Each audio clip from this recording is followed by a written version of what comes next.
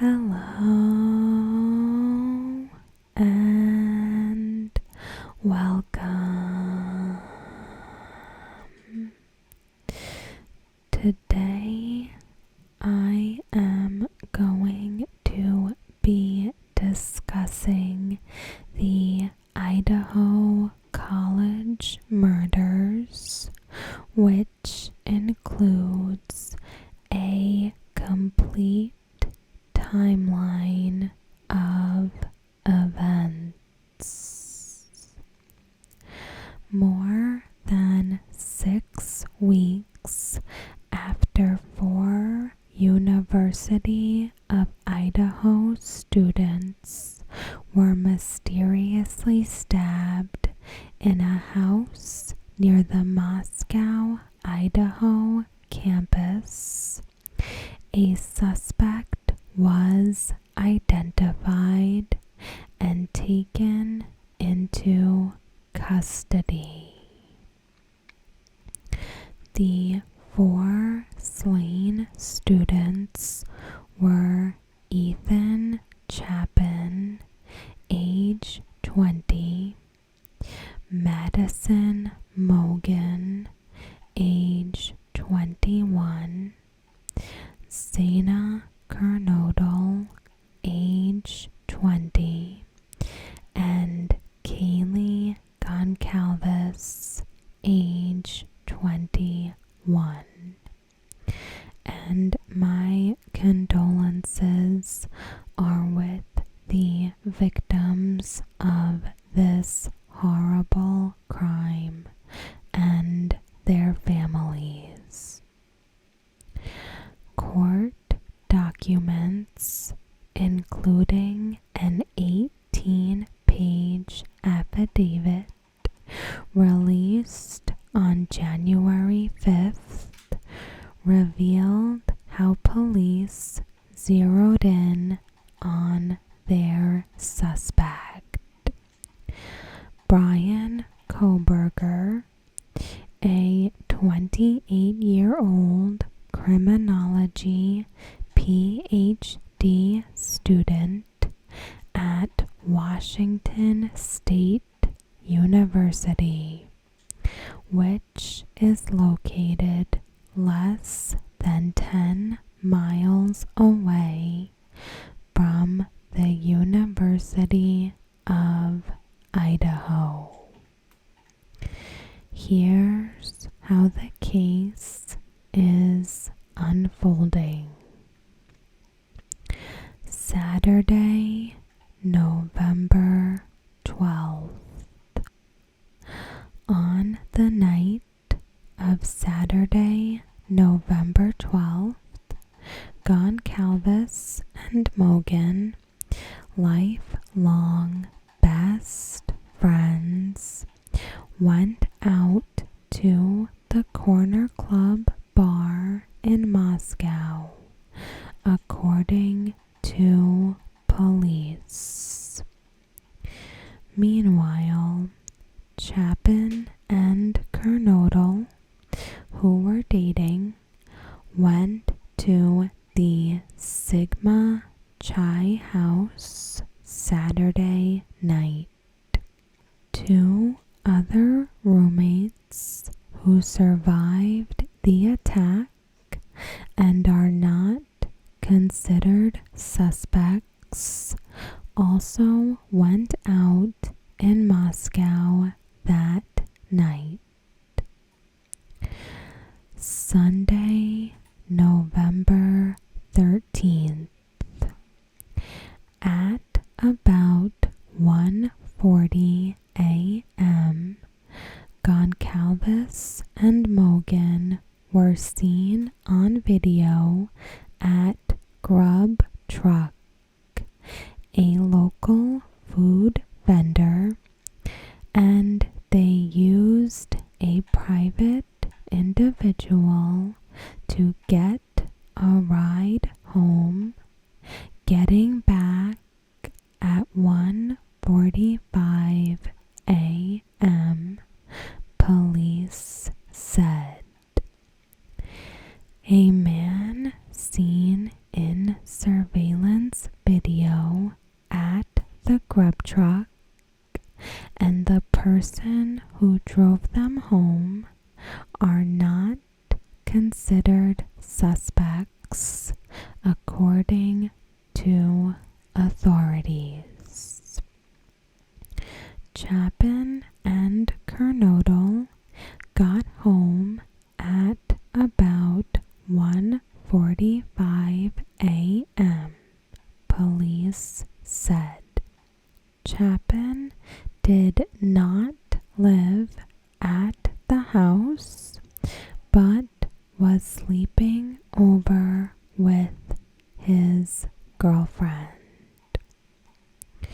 Police believe the murders unfolded between 4 and 4:25 a.m., according to court documents. Kernodle got a DoorDash order at the house at about 4 a.m., according to the affidavit. One of the surviving roommates said she woke up around 4 a.m. from what sounded like Goncalves playing with her dog. A short time after, the roommate said she heard someone she thought was Goncalves say something to the effect of, "There's someone here," the documents said. But that could have been Kernodle on her phone, because records showed she was on TikTok at about 4:12 a.m. The roommate said she looked out of her bedroom but did not see anything when she heard the comment about someone being in the house.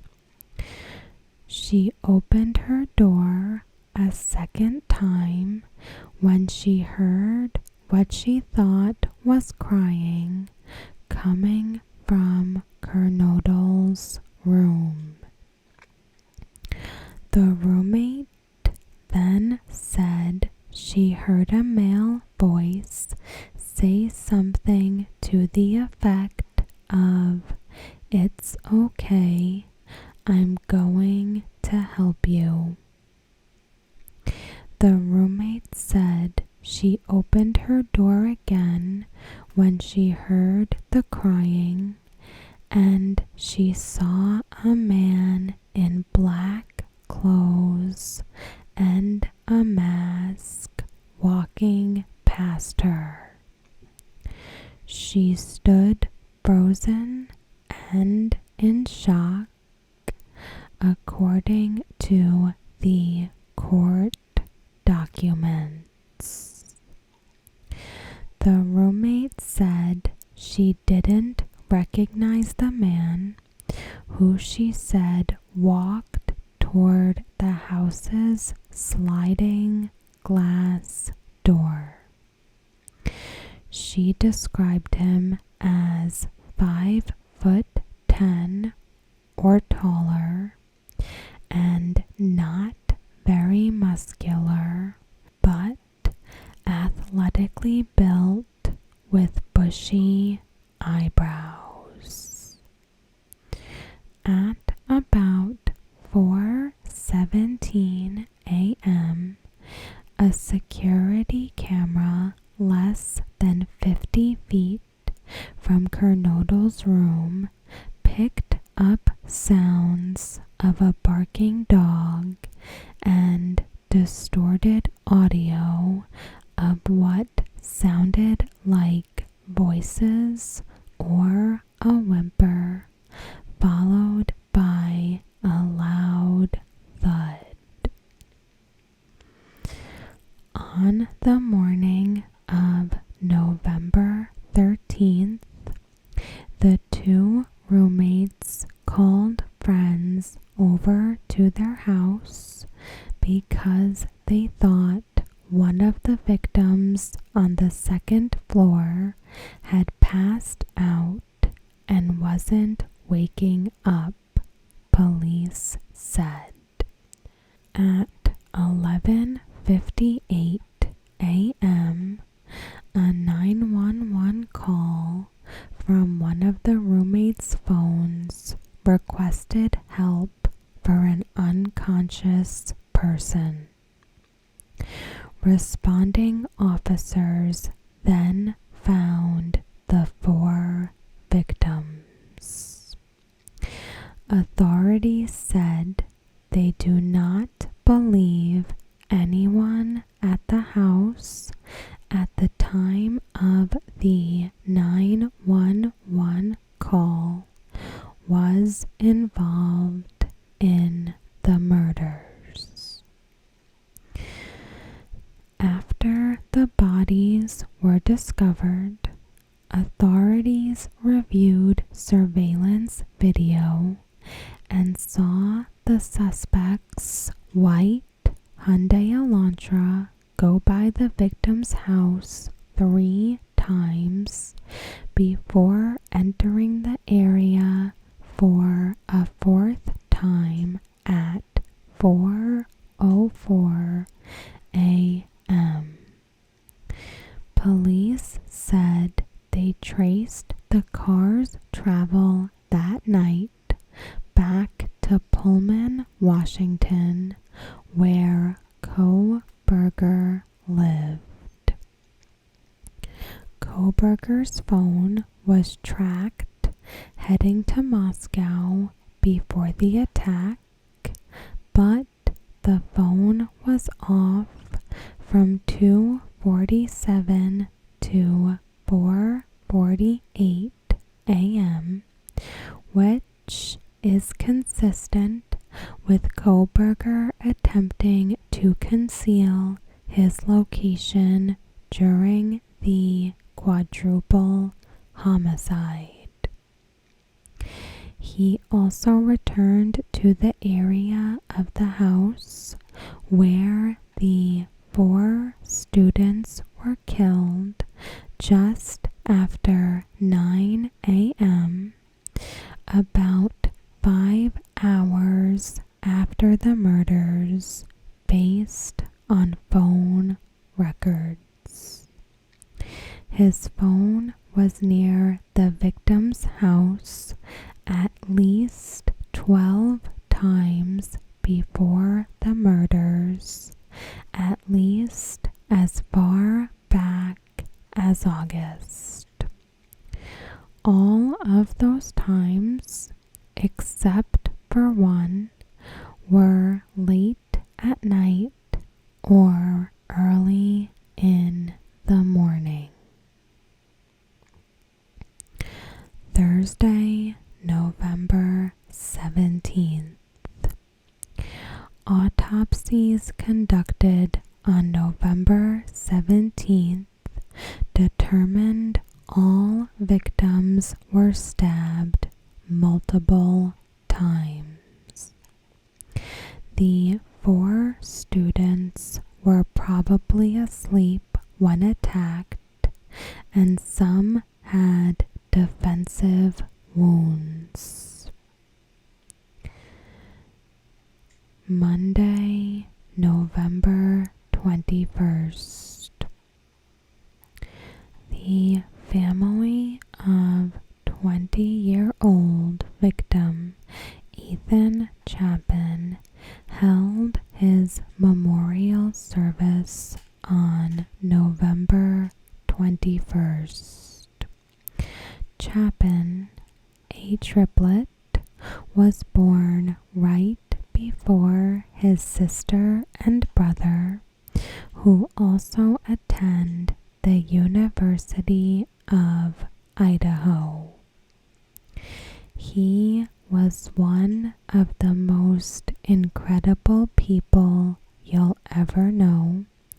his mother, Stacy, told reporters before his memorial service. The 20-year-old lived his best life at college, his obituary said. He laughed continuously. He smiled when he woke up and was still smiling when he went to bed, his obituary said. He was kind to all and a friend to all. Monday, November 28th. In a November 28th interview, Goncalves' father, Steve, told ABC News that the students died quickly and did not bleed for hours, so an earlier 911 call would not have saved their lives. Nobody suffered and nobody felt like that kind of pain, he said. The grieving dad said he's feeling a little defeated and frustrated by the lack of transparency from police, but still supports and trusts the law enforcement officers who are diligently working on the investigation. Tuesday, November 29th. Moscow police had asked the authorities to look out for white Elantras, and on November 29th, a Washington State University police officer searched cars that matched that description at the university and found one registered to Kohberger. Wednesday, November 30th. Grieving families and classmates gathered at the University of Idaho on November 30th for a candlelight vigil. Ethan Chapin's mother, Stacy, cried as she told the mourners, "We are eternally grateful that we spent so much time with him. That's the most important message that we have for you and your families, to make sure that you spend as much time as possible with those people, because time is precious and it's something you can't get back." Madison Mogen's dad, Ben, said his only child was a hard worker, nice to everybody, and smart and funny and beautiful. Kaylee Goncalves and Madison Mogen, inseparable best friends since the 6th grade, died together in the same room, in the same bed, Steve Goncalves said at the vigil. Wednesday, December 7th. On December 7th, police announced to the public that they were looking to speak with the driver of a white 2011 to 2013 Hyundai Elantra that was seen in the immediate area of the victim's house early on November 13th. Anyone with information on the car was asked to contact the tip line. Tuesday, December 13th. As the 1-month mark hit, Moscow Police Captain Roger Lanier said police are closely guarding the information that they've discovered at the scene and their investigative information because they want to protect the integrity of this investigation. But he promised this investigation is not cold. We get tips every day that are viable. Those tips help us do everything from clear people to further some of the theories that we're working on, he said in a video statement.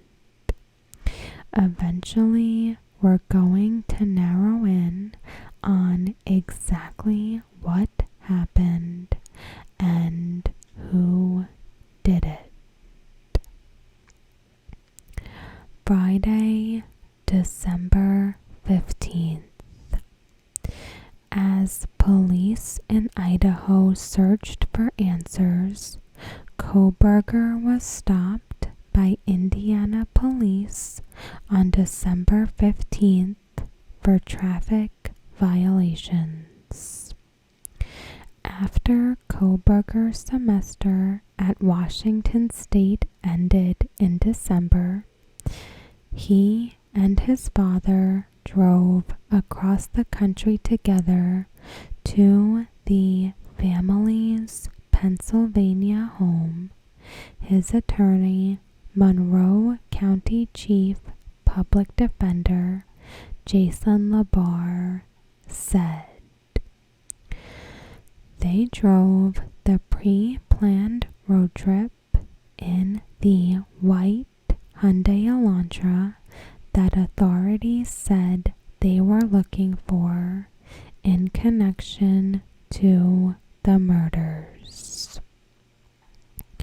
Kohberger and his father were stopped twice on December 15th while driving east of Indianapolis, both times with the younger Kohberger in the driver's seat.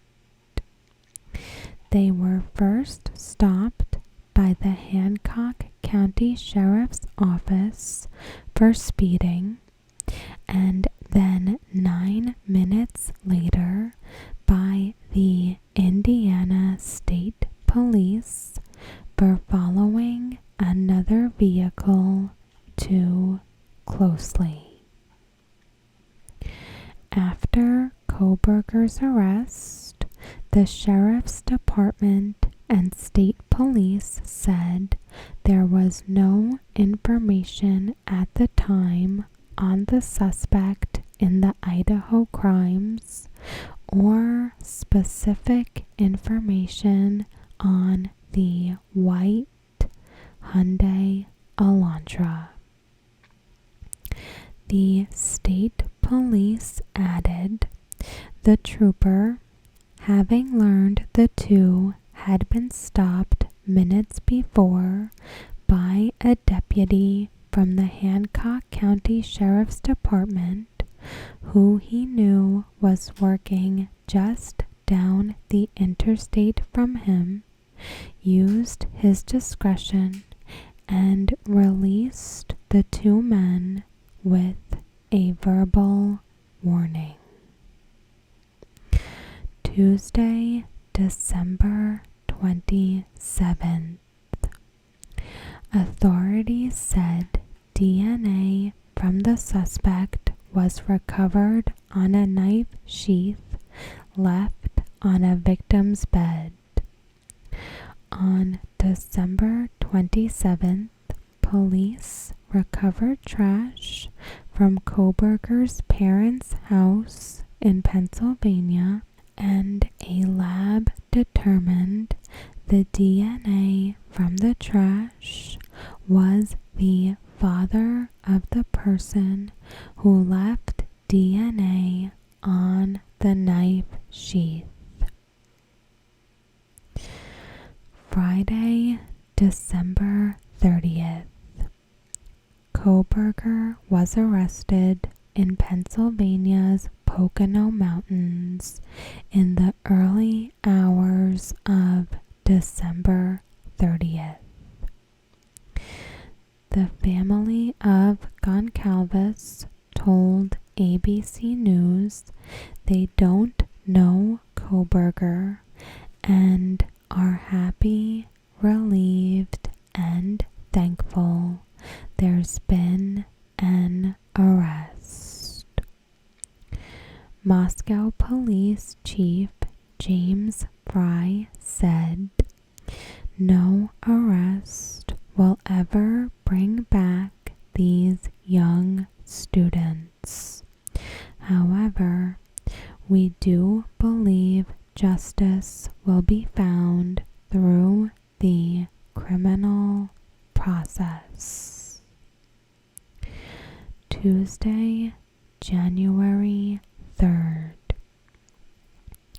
Kohberger, who was arrested for 4 counts of first-degree murder and burglary, agreed to be extradited to Idaho during his January 3rd court appearance in Monroe County, Pennsylvania. LaBar said in a statement his client is eager to be exonerated of these charges and looks forward to resolving these matters as promptly as possible.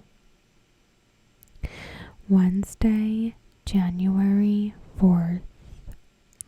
On January 4th, Kohberger was extradited from Pennsylvania to Idaho. Thursday, January 5th. The Idaho State Court released court documents on January 5th that revealed never-before-seen details of the police investigation. As Kohberger made his first court appearance in Moscow that same day, Kaylee Goncalves' parents stared him down as he entered the courtroom in a bright orange jumpsuit and no shackles. Charges were read for the murders of each student. The judge said each victim was stabbed and murdered with premeditation, with malice and forethought. Families were overcome with emotion as their child's name was read. The judge asked Kohberger if he wanted to represent himself or have a court-appointed attorney, and he calmly replied, I have court-appointed counsel. Kohberger's next status hearing is January 12th. So that is all for today. As always, thank you so much for watching, and I will see you next time.